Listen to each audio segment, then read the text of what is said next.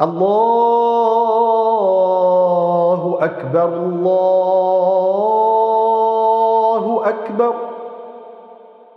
لا إله إلا الله.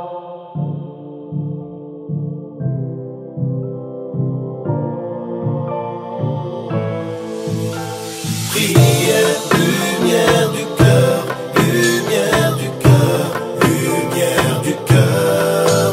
Elle ici pousse un grand bonheur, lumière du cœur, lumière du cœur. Prière, lumière du cœur, lumière du cœur, lumière du cœur. Bienvenue à tous pour une nouvelle interview de Hajj Daoud dans votre rubrique La prière, lumière du cœur. Assalamu alaikum Hajj, c'est toujours un plaisir de vous retrouver. Wa alaykum assalam wa rahmatullahi wa barakatuh. Le plaisir est partagé, barakallahu fikum. Hajj, on avait abordé la notion d'acte recommandé lors d'une précédente chronique. Vous nous aviez expliqué que c'est un acte pour lequel celui qui le fait est récompensé et celui qui le délaisse en manque les récompenses. Alors, j'aimerais qu'on aborde aujourd'hui les actes recommandés du wudu. Alors, tout d'abord, je tiens à rappeler que les choses qui sont recommandées lors du wudu sont nombreuses. Donc, on ne va pas citer aujourd'hui la liste complète. Parmi les choses qui sont recommandées lors du wudu, il y a, entre autres, la tasmiyah. Et c'est tout simplement le fait de dire Bismillah.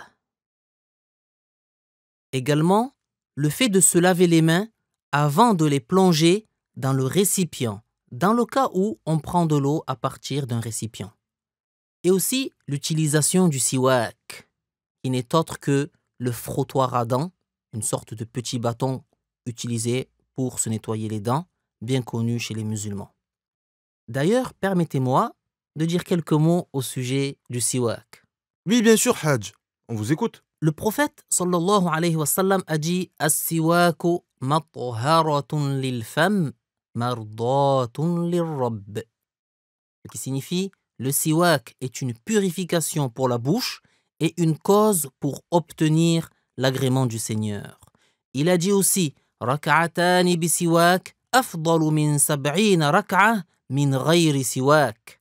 Ce qui signifie 2 rak'ah effectuées en ayant passé le siwak valent mieux que 70 rak'ah sans siwak.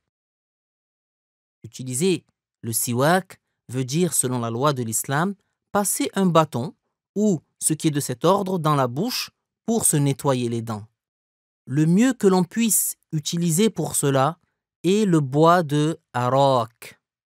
Il est recommandé de l'utiliser lorsqu'on se lève pour accomplir la prière. Il est aussi recommandé de l'utiliser pour le wudu. On l'utilise avant ou après de s'être lavé les mains. L'utilisation du siwak est aussi recommandée avant de faire le tayammum et avant de réciter le Coran, mais aussi lorsque les dents jaunissent. De même que pour accomplir les tours rituels, tawaf, dans le hajj ou la umrah, et lorsqu'on s'éveille de son sommeil. D'autre part, il est recommandé aux musulmans de passer le siwak avec la main droite, de commencer par le côté droit de sa bouche et de le faire passer sur le palais délicatement et d'avoir l'intention, en l'utilisant, de suivre la sunnah par recherche de l'agrément de Allah. Barakallahu fikum Hajj pour ces précisions quant à l'utilisation du siwak. Car même si le siwak est connu chez les musulmans, tous ne savent pas forcément quand et comment l'utiliser, notamment parmi nos jeunes auditeurs et auditrices. Et comme nous parlons du siwak, est-ce qu'on pourrait revenir sur les bienfaits de son utilisation? Oui, et ils sont nombreux. On peut citer par exemple le fait que le siwak purifie la bouche, qu'il fait gagner l'agrément du Seigneur, qu'il fortifie les gencives, qu'il multiplie les récompenses, qu'il blanchit les dents, qu'il aide à prononcer correctement les lettres de leur point de prononciation et qui rappellera de prononcer les 2 témoignages au moment de la mort. Qui parmi nous ne souhaite pas prononcer les deux témoignages au moment de mourir? Alors, chers auditeurs et auditrices, persévérons à suivre cette sunnah éminente. Masha'Allah, il y a tant de bienfaits dans un acte si simple. Que Dieu nous facilite l'utilisation du siwak. Et maintenant, poursuivons, si vous le voulez bien, sur les actes recommandés du wudu. Je récapitule. Nous avons vu 3 choses recommandées pour le moment. La tasmiyah, le lavage des mains et l'utilisation du siwak. C'est cela. Eh bien, parmi les choses recommandées, il y a aussi le fait de se rincer la bouche, de faire sortir l'eau du nez après en avoir inspiré. Aussi, le fait de laver au-delà de l'étendue du visage de tous les côtés. Ceci est appelé en arabe al-ghurra. Ou encore de laver au-delà du niveau des coudes, en dessous des épaules, et au-delà des chevilles, en dessous des genoux. C'est at-tahdjil. Sachez, chers auditeurs et auditrices, que le wudu n'est pas spécifique à cette communauté. Il avait déjà été ordonné aux communautés antérieures.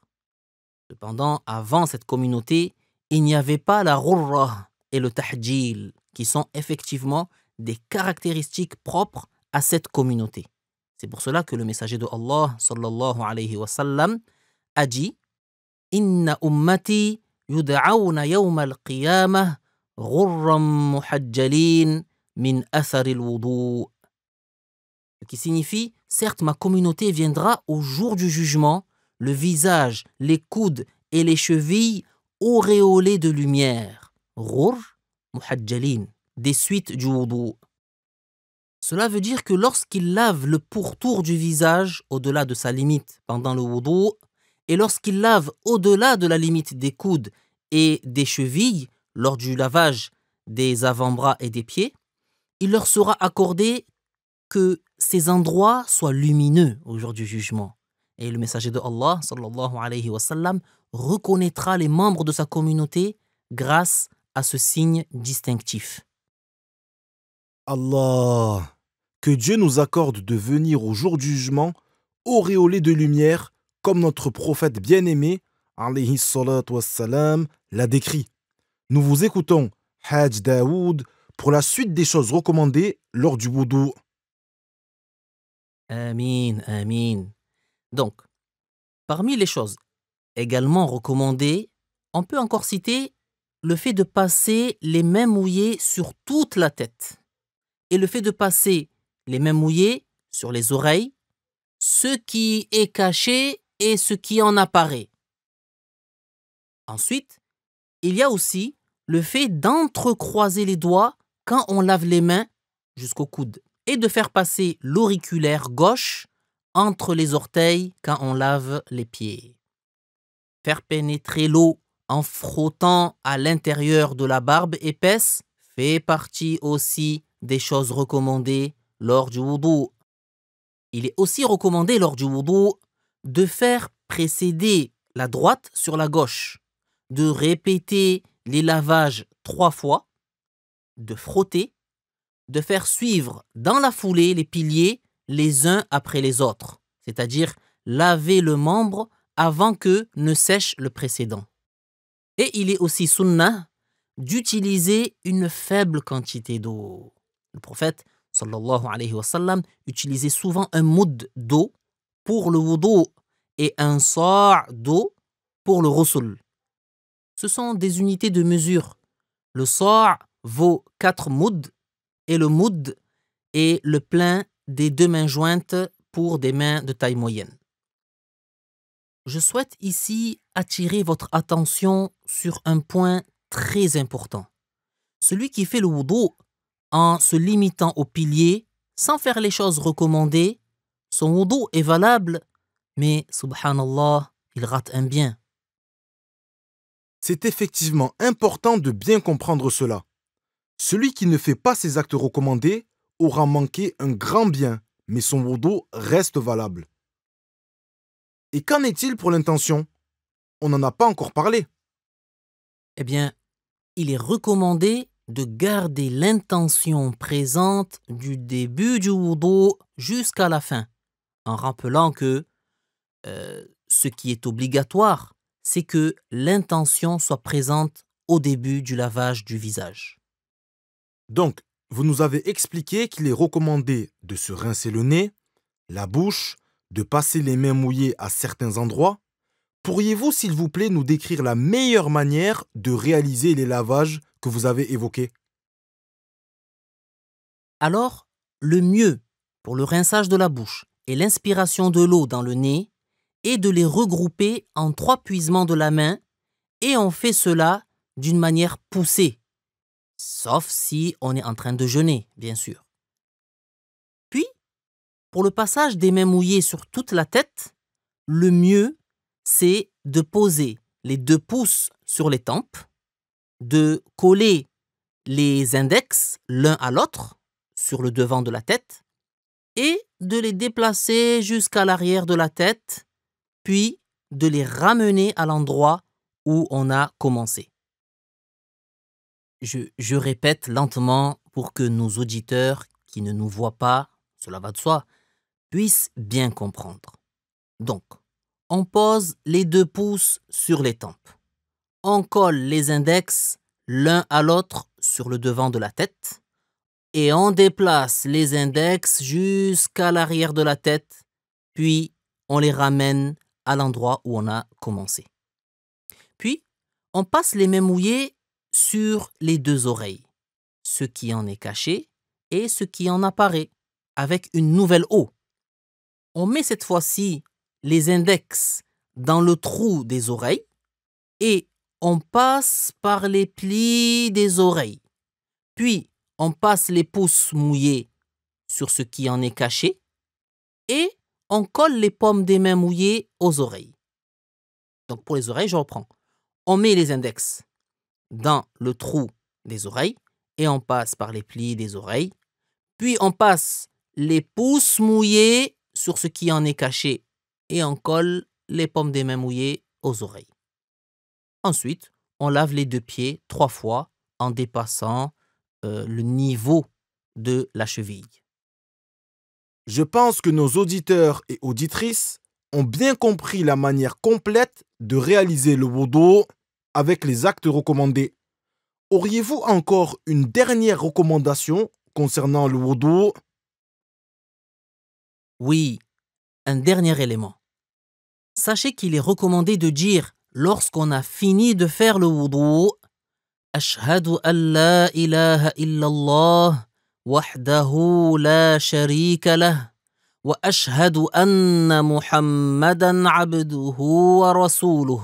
Allahumma ij'alni min at-tawwabin waj'alni min al-mutatahhirin. سبحانك اللهم وبحمدك أشهد أن لا إله إلا أنت أستغفرك وأتوب إليك. Le messager de Allah sallallahu alayhi wa sallam a dit من توضأ كما أمر وصلى كما أمر غفر له ما تقدم من ذنبه. Rapporté par Ibn Hibban, ce qui signifie celui qui fait le wudu selon ce qui a été ordonné et qui prie selon ce qui a été ordonné, il sera pardonné tous ses petits péchés antérieurs. Tout est très clair à présent concernant les choses recommandées lors du wudu. Je vous remercie, Hajj Daoud, pour le temps que vous nous avez consacré encore une fois ce soir et je vous donne rendez-vous, si Dieu le veut, pour une nouvelle interview. Et quant à vous, chers auditeurs et auditrices, je vous rappelle que vous pouvez réécouter cette interview sur notre chaîne YouTube APBIF-officiel. N'hésitez pas à la partager avec vos proches. Wassalamu alaykum wa rahmatullahi wa barakatuh.